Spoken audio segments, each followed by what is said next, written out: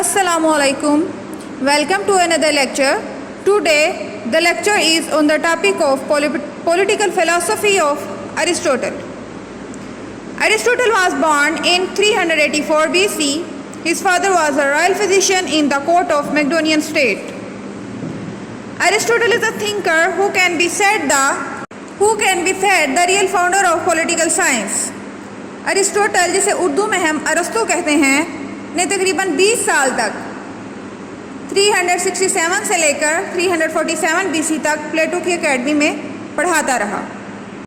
When he was just 17 years, he entered Plato's academy in Athens. पहले उसने वहाँ तालीम हासिल की, फिर उसके बाद जो है वो वहीं पे उसने एज अ टीचर अपना कैरियर स्टार्ट किया. Now we move forward to the Aristotle's philosophy and Western political thoughts. Political thought is an awareness of the possibility of attaining alternating political arrangements from the existing ones. Political thoughts ऐसी चीज़ों के बारे में आगाह होना है कि जिसमें नए political arrangements को implement करना है, ना कि जो पहले से मौजूद हैं उन्हीं पे इक्तफा करना है.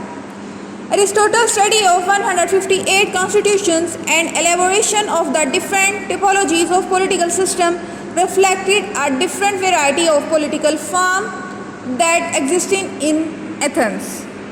अरिस्टोटल की ये तमाम पॉलिटिकल फ़िलासफ़ीज़ उसकी बुक पॉलिटिक्स में मौजूद हैं, जिसमें उसने तकरीबन उस वक़्त मौजूद तकरीबन 158 मुल्कों के आइन का तजज़िया करके उनमें मुख्तलिफ़ तरह की क्वालिटीज़ और डिसक्वालिटीज़ को एलेबोरेट किया. Western political thinking begins with the Greek and continues till the present. Western political thinking जो है वो ग्रीक से शुरू होती है और आज भी जब हम किसी भी चीज़ का तजज़िया पॉलिटिकल साइंस के हवाले से करते हैं तो हम ग्रीक सिटी स्टेट से ही उसका आगाज़ करते हैं. Now we discuss the major theories of Aristotle, जिसमें है theory of state, theory of slavery, theory of citizenship, theory of property, theory of justice and equality, and theory of constitution and government. The views of Aristotle on state. According to Aristotle, the state is a community of persons. Every community has certain purpose and that purpose is good. As a community, the state has a purpose and that purpose is also good. Aristotle के मुताबिक state जो है लोगों का मुआशरा है और हर मुआशरे का या हर कम्युनिटी का कोई ना कोई पर्पस होता है और वो पर्पस जो है वो गुड होता है, हमेशा उसको वो अच्छा ही जानता है. अब कम्युनिटी की तरह स्टेट का भी एक पर्पस होता है और वो पर्पस भी ऑलवेज गुड होता है. State is a natural organization, not an artificial. Aristotle जो है वो स्टेट को कुदरती इदारा समझता है, उसका नहीं ख्याल कि लोगों ने मिलकर बनाया होगा, बल्कि उसका ये कहना है कि लोग इसमें आते गए, शामिल होते गए, तो इस तरह जो स्टेट जो है वो कुपज़ीर हुई. Unlike Plato's ideal state, Aristotle's state is not structured or manufactured. जैसे प्लेटो ने अपनी थेरीज़ में एक आइडियल स्टेट का स्ट्रक्चर दिया है, अरस्तु का जो स्टेट का स्ट्रक्चर है वो उसके बिल्कुल ऑपोजिट है. वो मैन्युफैक्चर्ड नहीं है बल्कि ग्रेजुअली मुख्तलिफ़ तरह के इर्तिकाई मराहल तय करके वहाँ तक पहुँचा है.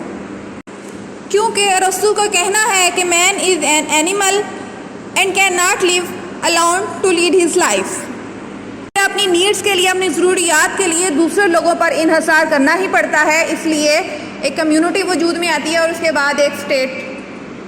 The next is Aristotle's views on slavery. Aristotle is in favor of slavery. According to him, slave is a property of his master. They have very less capabilities. To lead a good life is not possible without slave. अरस्तु का कहना है कि domestic life के लिए गुलामों का होना बहुत ज़रूरी है. अब उसने स्लेव्स को भी दो काइंड्स में डिवाइड किया है, slavery by law and slave by nature. Slavery by law वो स्लेव्स हैं जो जंग में जीत के किसी भी स्टेट के पास आते हैं, और स्लेवरी बाय नेचर वो हैं कि जैसे गुलाम का बेटा भी गुलाम, और गुलाम इसी तरह ये स्लेवरी नस्ल दर नस्ल चलती आ रही है। ये अच्छी ज़िंदगी गुजारने के लिए स्लेव्स का होना बहुत ज़रूरी है अकॉर्डिंग टू अरिस्टोटल, क्योंकि इसका कहना है कि जब लोग जो हैं जो इससे अपर हैं, जब वो डोमेस्टिक हवाले से फ्री ऑफ माइंड होंगे तो फिर ही वो अपने मामलात को अच्छे तरीके से चला सकेंगे। Here are some views of Aristotle on citizenship. The proper citizen according to Aristotle is one who participates in the functions of legislature. Aristotle ने शहरियत का हकदार भी तमाम लोगों को नहीं ठहराया, बल्कि सिर्फ उन लोगों को वो शहरियत का हकदार समझता है जो लेजिस्लेचर फंक्शन में पार्टिसिपेट करते हैं। Citizen is one who is competent to rule and being ruled in turn. इसके मुताबिक सिटीजन वो हो सकता है कि जो रूल कर भी सकता है और जिस पर रूल किया भी जा सकता है।